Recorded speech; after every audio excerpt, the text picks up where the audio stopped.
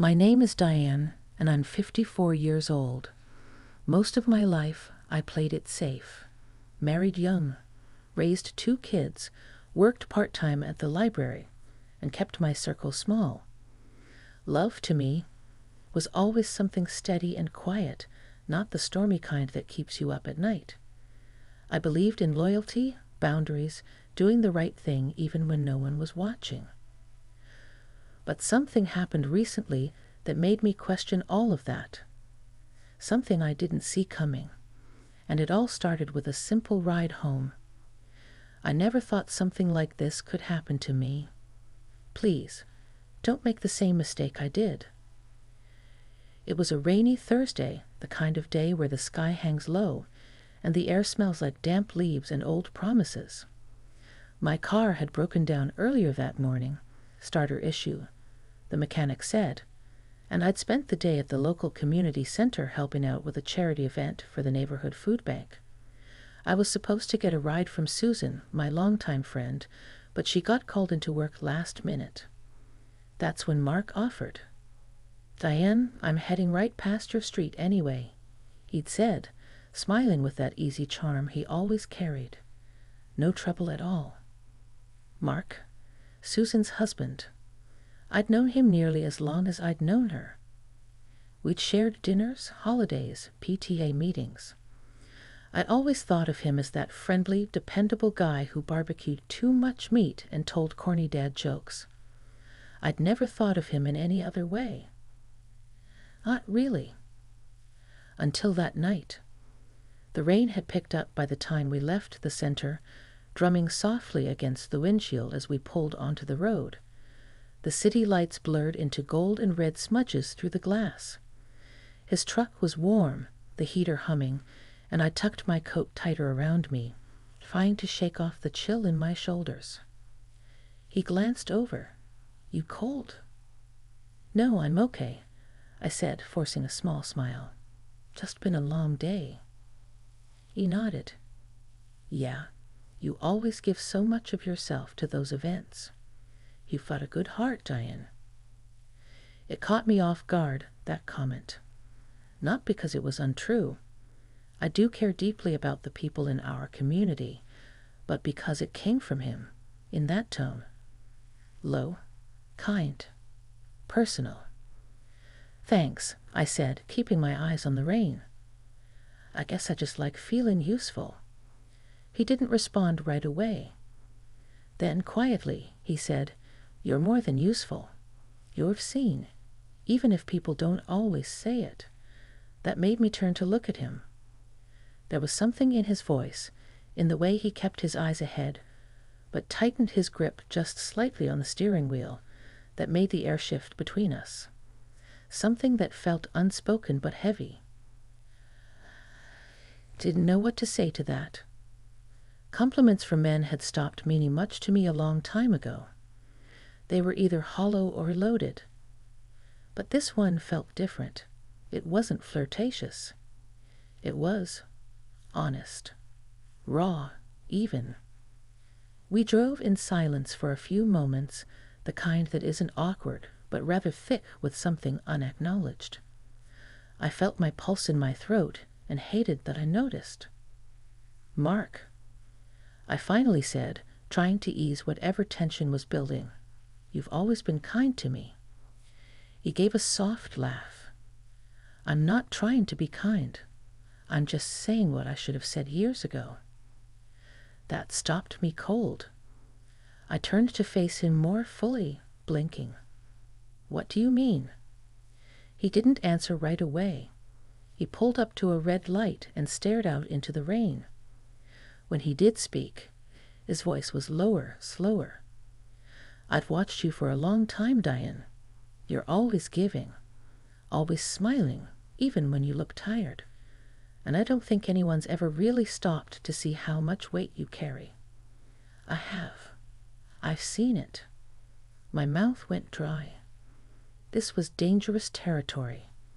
He was my friend's husband, a line I had never even thought of crossing. But now, here he was, standing right at the edge of it, and I wasn't sure if I was supposed to walk away or stepped closer. The light turned green, and we moved forward. My street was only 2 blocks away. "Why are you telling me this now?" I asked quietly. He glanced at me, and for a second his eyes looked older, tired but honest. "Because I don't know if I'll get another chance. And because you deserve to hear the truth, even if it's too late to do anything about it." We pulled into my driveway, and the truck idled. The rain still pattered against the windshield like a metronome for my heart. I didn't reach for the door handle. Neither did he. Then he said it. "I think, in another life, if we'd met first, maybe things would have been different. And I'm sorry if that's something you didn't want to hear." I stared at him, the words sitting in my chest like warm stones. It wasn't just what he said. It was the way he said it. Like it had lived inside him for years. Like it hurt to let it out, but it would hurt more to keep it in. I didn't respond. I couldn't. Not right then. I stepped out of the truck and closed the door gently, not slamming it. The rain kissed my cheeks as I walked up the steps, and when I glanced back, he was still sitting there, headlights glowing faintly against the mist.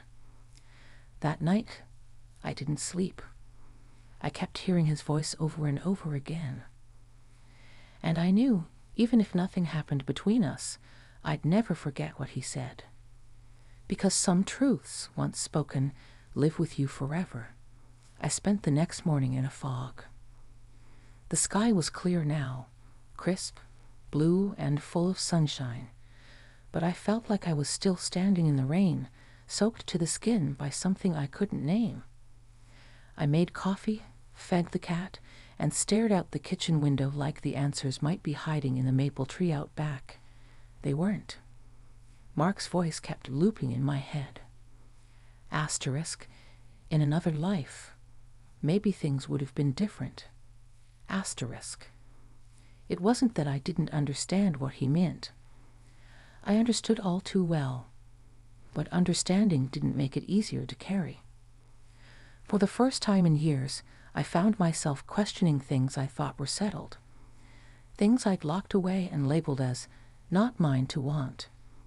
At 54, I'd gotten used to being invisible in certain ways. Pleasant, reliable background. It was safe there. Predictable.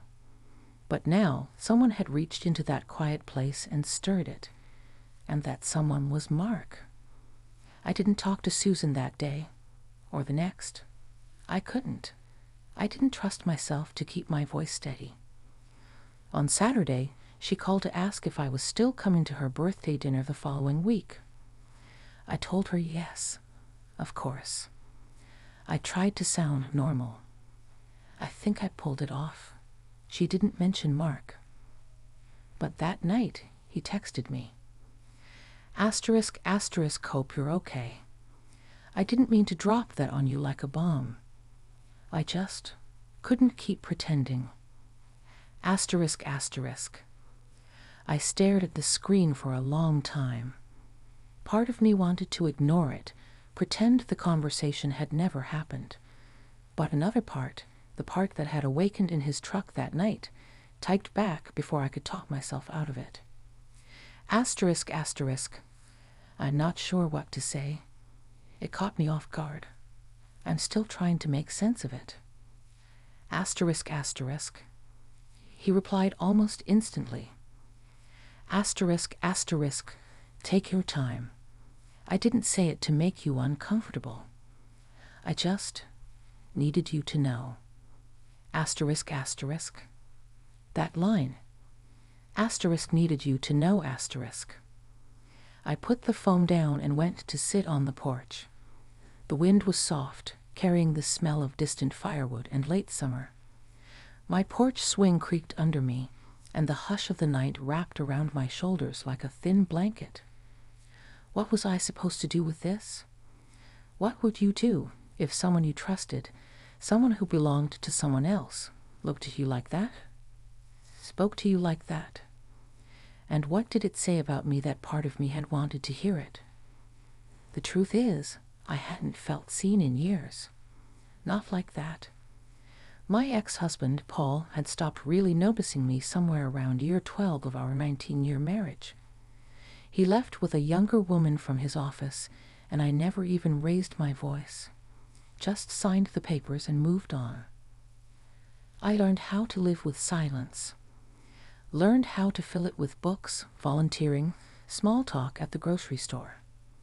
I wasn't unhappy, just muted, until Mark's words cracked something open. That Sunday after church, I ran into him at the farmer's market. It wasn't planned. I was buying peaches. He was by the honey stall. We made eye contact across the crowd, and for a second it felt like everything else went quiet. He didn't come over, just nodded politely like we were acquaintances. But his eyes, they lingered, not with hunger, not with guilt, just something honest and complicated and quiet. Later, as I walked to my car, he caught up with me. "I won't say anything else if you don't want me to," he said gently. "I meant what I said, but I'll leave it there. I don't want to put you in the middle of anything." I'd looked at him, really looked at him. Mark had always been good-looking in that rugged, all-American kind of way. But today I noticed the faint lines at the corners of his eyes, the weariness in his posture, like a man who had carried too many unsaid things. "You didn't put me anywhere," I replied. I walked into this with my eyes open. He nodded slowly. "Still, I'm sorry." And then, before either of us could say more, I said, "Do you ever think about it?" He blinked. "About what?" "If things had been different. If we'd met in another time, another place." He gave a soft, almost broken smile. "Yeah, I do." I nodded, heart pounding, and then turned toward my car. "See you at Susan's dinner," I said over my shoulder. And I didn't look back. But all the way home, my thoughts chased themselves in circles. What did it mean to be loyal? And could loyalty and truth exist in the same breath? I didn't have the answers. Not yet. But I knew that next week, when I walked into that dinner, nothing would feel the same again. Susan's birthday dinner was held at their house, like it always was. She loved hosting, said it made her feel young again, putting together wine pairings and planning the music playlist down to the last song. I'd helped her prep for years, cutting vegetables in her kitchen, laughing over old stories while she smoothed tablecloths and lit candles. But this year, when I stepped through the front door with a bottle of rosé and a practiced smile, something was different. Not on the surface. Susan greeted me with a warm hug, and the house smelled like garlic and rosemary chicken, just like always. But underneath it all, I could feel it. Mark was in the kitchen, his back to me, tossing a salad with practiced ease. When he turned and saw me, our eyes met for half a second too long. Just long enough to remember. I looked away quickly and busied myself helping Susan with the glasses. The evening flowed as these gatherings usually did, small talk, soft music, laughter that felt genuine even if it sometimes wasn't. A few of Susan's co-workers were there, and her sister Megan came in from out of town. But I couldn't seem to settle. My skin felt too tight, my laughter too loud. Mark stayed mostly quiet, attentive to Susan, charming when he needed to be. But every so often, I'd catch him watching me when he thought I wasn't looking. Not in a way that made me feel uncomfortable. Just aware, like I wasn't just part of the furniture anymore. During dessert, some decadent chocolate torte Susan had picked up from the French bakery, I stepped out onto the back deck to catch my breath. The air was cooler out there, with the hush of night settling over the neighborhood and cicadas buzzing faintly in the distance. The sliding door opened behind me a moment later. Mark. He didn't say anything right away, just stood beside me, a respectful distance away, hands in his pockets. "I wasn't sure you'd come," he said quietly. "I almost didn't," I replied. "Why did you?" I took a long breath, folding my arms across my chest. "Because she's my friend. Because this is my life too. And I'm not ready to run from it." He nodded, his jaw tightening slightly. "You're stronger than I am." I turned to face him. "Don't say that." He hesitated. "I meant what I said, Diane, and I'll carry it with me, no matter what happens. But I don't want it to ruin what matters to you." I could feel the emotion tightening in my throat. I hadn't meant to feel so much, but I did. "I've thought about you every day since that night," I whispered. "Not because I want to destroy anything, but because it made me feel something I thought I buried." His eyes found mine again, and for a moment the noise of the house disappeared. I could hear only the wind and my own heartbeat. "It wasn't about seduction," he said. "It wasn't about fantasy. I just saw you. And I wanted you to know." I blinked hard, swallowing the knot rising in my chest. "I know," I said. We stood there, side by side, neither of us moving any closer. And that was the hardest part. Because there was something sacred about the space between us, something that couldn't be crossed, not without consequences. After a minute, I stepped back toward the door. "I should go in. They'll be looking for me." He nodded. "Yeah." I slid the door open, pausing just before stepping inside. "Mark," I said over my shoulder. He looked up. "Thank you for telling me, even if it hurts." And then I walked back into the warmth and noise of the living room, where Susan was laughing about something with her sister, and the music was playing softly in the background. I smiled. I laughed. I clinked glasses. And I carried a truth inside me that no one else in that room would ever know. But I also carried something else, an understanding of myself I hadn't had before. Not everything has to become something. Some things exist simply to remind you that you are alive. The weeks after Susan's birthday dinner passed in a quiet blur.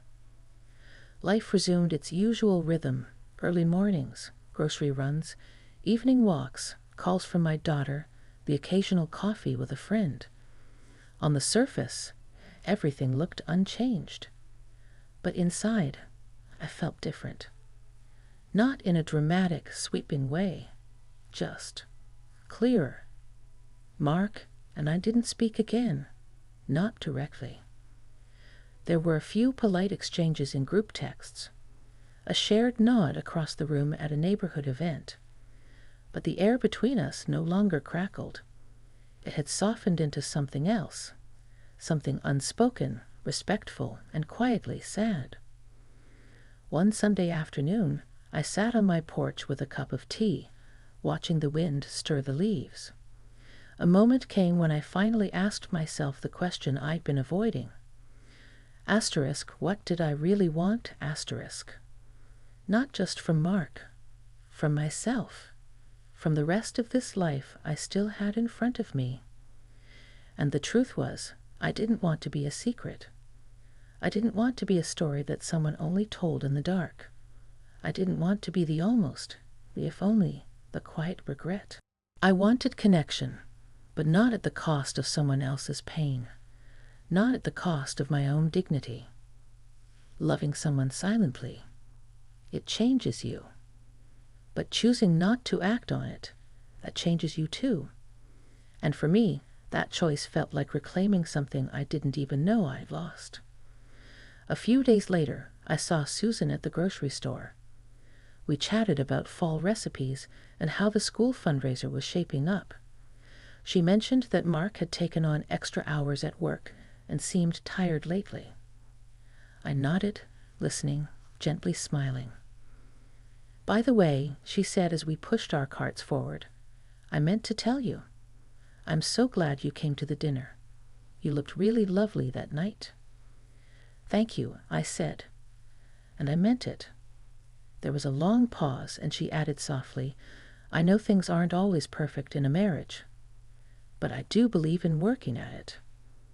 I wasn't sure what she meant, if she was speaking generally, or if she somehow knew more than she let on.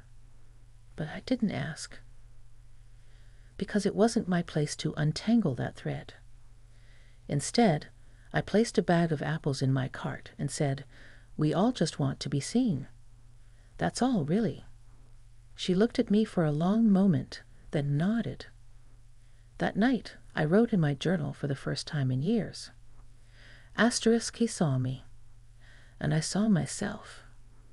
And maybe that was the real gift in all of this asterisk. Asterisk not the chance to be with him, but the chance to remember I'm still here, still whole, still capable of feeling deeply, even after all this time asterisk. The longing had faded, the ache had softened, and what remained was something I hadn't expected. Peace. Not because it was easy, not because it ended in some grand romance, but because I walked away without bitterness, with clarity, with strength I didn't know I had. Life has a funny way of waking you up when you least expect it. And sometimes a ride home is more than just a ride. Sometimes it's the start of finally coming back to yourself.